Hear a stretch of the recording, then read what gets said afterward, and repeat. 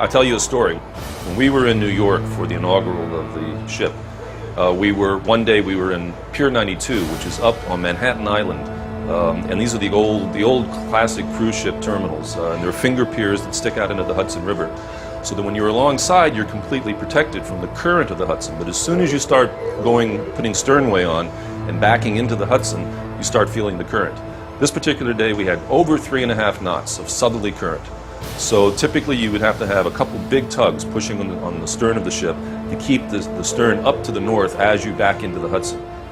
We brought the Freedom to the Seas out. I was able to put my Azipod at 90 degrees and brought her straight out. She did not fall to the south at all. Once we had completed the maneuver, there was a captain on a tugboat which was standing by to take another cruise ship out. And he commented on the radio to our pilot. He says, well, now he's seen it all. He's seen the biggest ship in the world go out in a very strong ebb in the Hudson at 3.5 knots and not need the assistance of tugboats. So he was amazed, and I think it's pretty safe to say he was pretty disappointed too.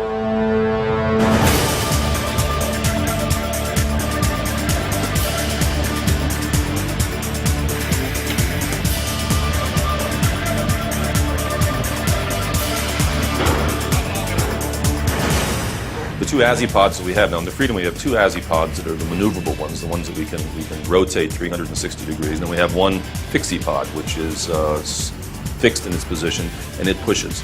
But the Azipods are actually pulling. The propellers are in the front, very much like you'd have on an airplane. And the advantage of that is that the propellers then are working in a much more pure environment. The water flow that's hitting the propellers is much more laminated than the case for a propeller that is working at the end of the shaft. So vibrations is not a problem at all with the Azipod.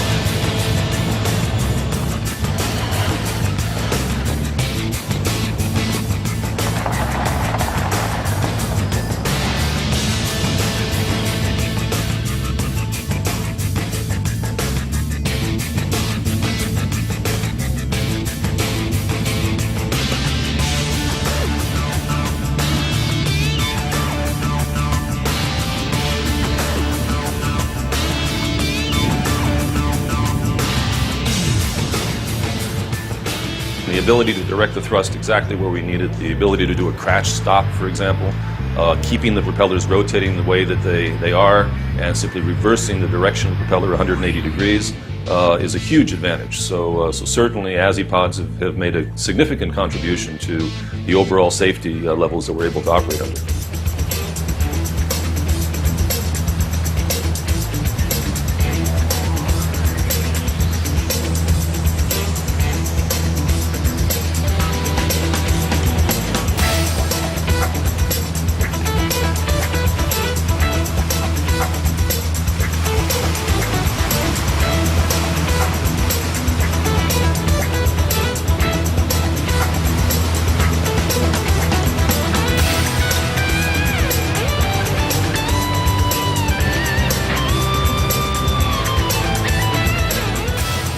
With the Azipod, I can rotate the entire propeller and direct the forces exactly where I need them. And that's what makes the Azipod such a wonderful tool for the ship handler.